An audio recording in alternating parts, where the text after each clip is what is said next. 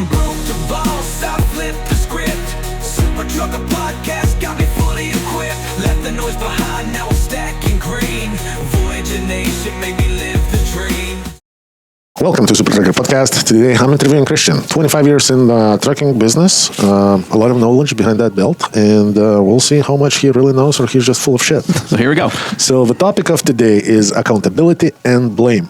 So why do failing owner-operators always blame brokers, carriers, or dispatch? Because it's easier to do that than to actually look in the mirror. I call it BS.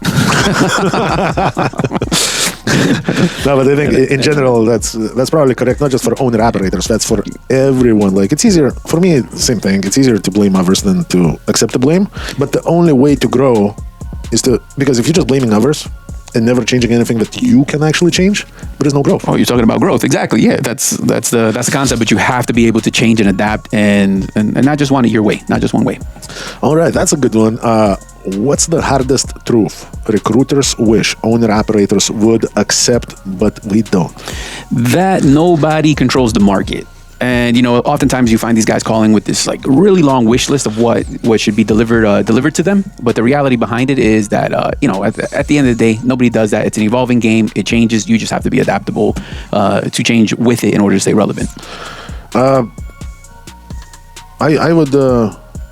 I have a slightly different point of view. I think, at least for me personally, I wish the owner-operator would understand that if you're not making money as an owner-operator, that somehow company still makes money off you. I think that's like a biggest misconception, at least to me. And back in the day when I was an owner-operator, I kind of, for a little bit, I probably saw that as well. I thought like, man, we make money no matter what, and I carry cost of this and cost of that and everything else, right?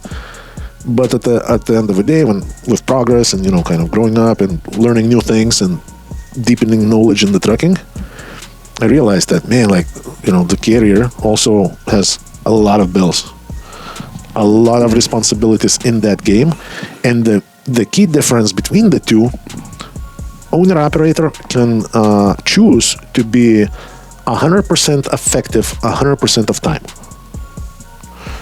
Because their responsibilities are a little bit less. Yes, because they do not depend on other people. The carrier, like as a carrier, if an owner-operator is sitting home for 2 weeks, can you do anything meaningful to get him running? Besides just like, hey bro. Besides talking to him, no. Yeah. So that's it. But the owner-operator, he can make that decision unless it's a breakdown or anything else. But I say meaningful. So if his equipment is ready to go and he's ready to go, he can make that decision to never lose a day and improve his situation right away. Yeah.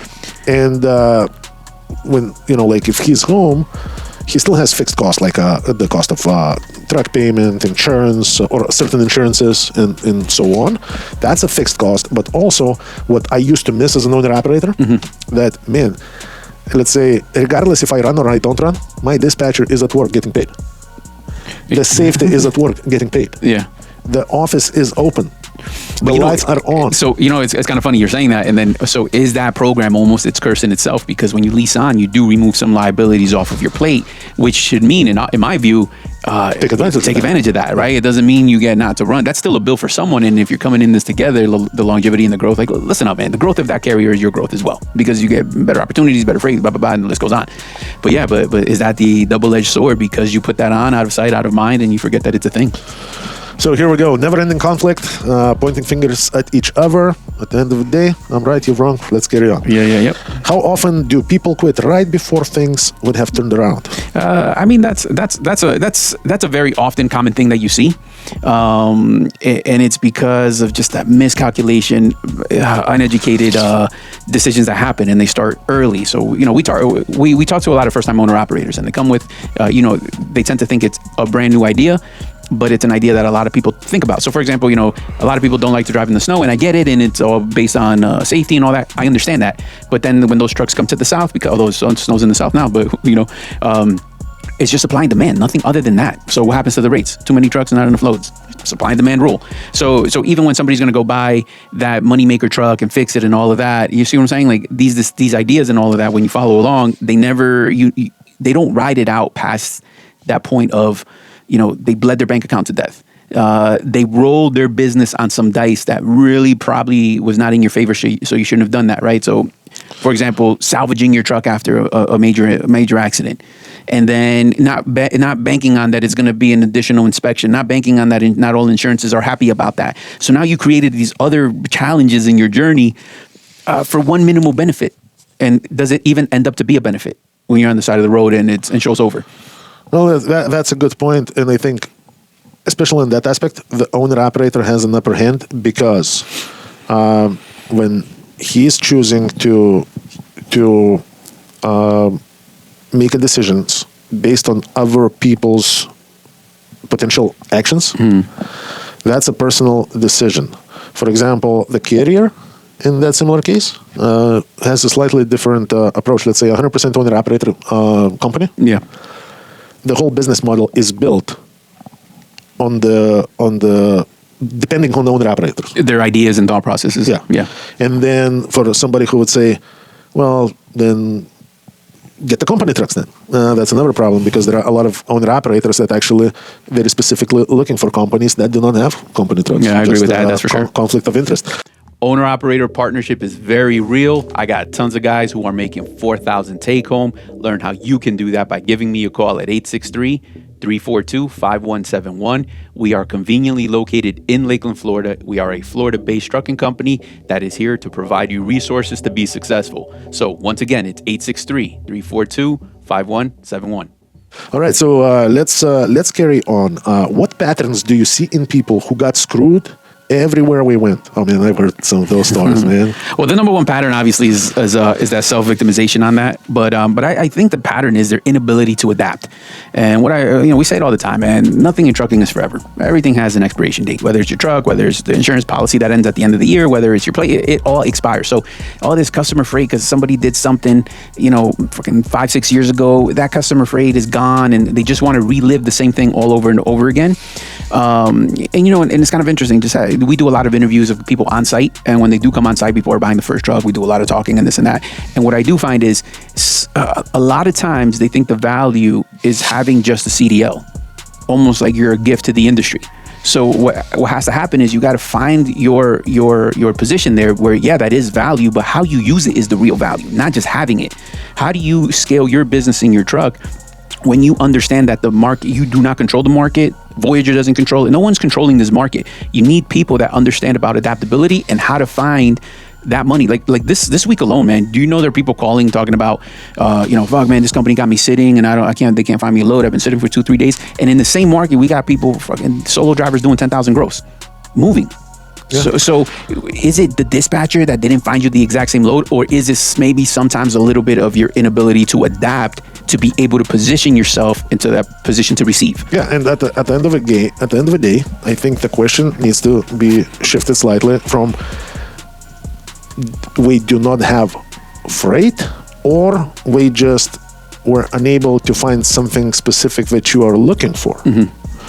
Then I think it can change anything. Because, for example, in spot market, shit like this is non-existent. Right. If some carrier works with, let's say, only direct customer, I can see that. I've seen that myself. I worked for companies like that as an owner operator, where the customer gets slow, and that's it. Yeah. And it's dead, like dead. There is nothing going on. Yeah, because in the spot market, you can always reposition, carry on. Carry on. Yeah, because I think in that market, some people think when they buy that truck, they're going to scale down how hard they work because they're going to find that sweet spot in that complaciveness, and just do that. And then what happens is, when any type of business, you gotta be adaptable. It's going to change. It's going to change quarter to quarter. It's going to change year to year for sure. So adaptability, that's the number one right there. Yeah, I think if you're looking for a fixed, never changing thing, maybe union is your thing. And even that changes. Yeah, but a lot slower. Oh, yeah, hopefully you get enough to retire and all that. Yes, but you kind of union, you're planning for a lifetime. If you're going into starting your own business, which is owner operator, is your the businessman. Yeah, for sure. So you're an entrepreneur. If you're going into the business, then it comes with everything, all the risks, but also all the benefits. And that's And you are the one controlling it, unless you throw that responsibility on someone else's shoulders, but then you're just delusional because that's not their business, that's your business. So here you go, man. All right. So why do achievers own their mistakes while dreamers collect excuses? And we talked about this a little earlier on this conversation. I believe it's learning from your mistakes and adapting and growing, right? It kind of falls all into the same pot there, but understanding that you have to make those adjustments because complications are going to come, man. Just think of it this way, man. What new freaking, other than ELDs, because that's probably newer, but like what new problems in trucking are there that really exist? Like it's kind of the same. It's been the same for a very long time. Yeah, exactly. I agree. I think, if you read the news, you would see one issue or the other issue spike from time to time, but these are the same issues that have been around for 25 years. Right. So now then we say that, so we know the rules of engagement, and so we got to learn to dance around them and to manage them, because that's the only way through it. Every industry has challenges. This has challenges. There's no truck that you can buy that will give you immunity to these challenges. So you just have to know exactly how to do your business plan, work your plan. And also, if that makes anybody feel better, it's not just trucking. It's any business, period. No matter what. Yeah, absolutely. You operate in any industry. You operate with just simply wishful thinking and no plan. It will eat you up, and that's it. So, what's the real reason most owner-operators don't make it past year 2? I think the real reason is the decisions they are making in year 1. And what I mean by that is what seems to be a good idea at the moment and a shortcut. For example, let's say buying that truck, right? You buy that truck and then it starts to give you problems, but because you bought it from your buddy at a discount rate, and also he put himself as a lien holder on the title because you're paying him slowly and it's just not on your credit. You know exactly what I'm talking about. So like this moneymaker truck with way too many miles that you knew wasn't a good idea. It was always a bad decision from the beginning. You're bleeding slowly to the end of that second year, rather than looking at it as a business transaction. Now, yes, it is about keeping the most money, but your truck is is your bread and butter. That is how a trucking company makes money, right? Whether you're 1 truck, 2 truck, 10 trucks, 1,000 trucks, it doesn't matter. Utilization is king. But if you can't put your truck on the road and you're only on the road 2 weeks out of the time of the month because it's a mechanical issue, how effective are you? Or sometimes it can go, I also think, the other way, where you buy a very, very nice truck, low mileage, good working horse, reasonable payment. So you did everything right on the step 1. Yeah. But then your truck is in really good shape. It's barely breaking. And now you're working just enough to pay the payment and to get by with your day-to-day bills. Yeah. And now what you are actually doing, you're wasting resources of that perfect truck that was there in a good shape for you to get ahead, not to get complacent. Yeah, so you forgot what you came for. And that is the real reason why people don't make the past two. Yeah. Because we either get themselves a wrong truck, or we get the right truck and do everything right, and then we get complacent instead of getting ahead. Because it's a race. No matter how you spin it, once you come into trucking industry, at least for me, it was always a race. I was racing against time and against myself. And I knew, like, okay, if I bought a truck at 400,000 miles, I know a year later it's probably going to be way over 500. Here we go. And 2 years later, it's going to be way over 600, potentially 7. Mm-hmm.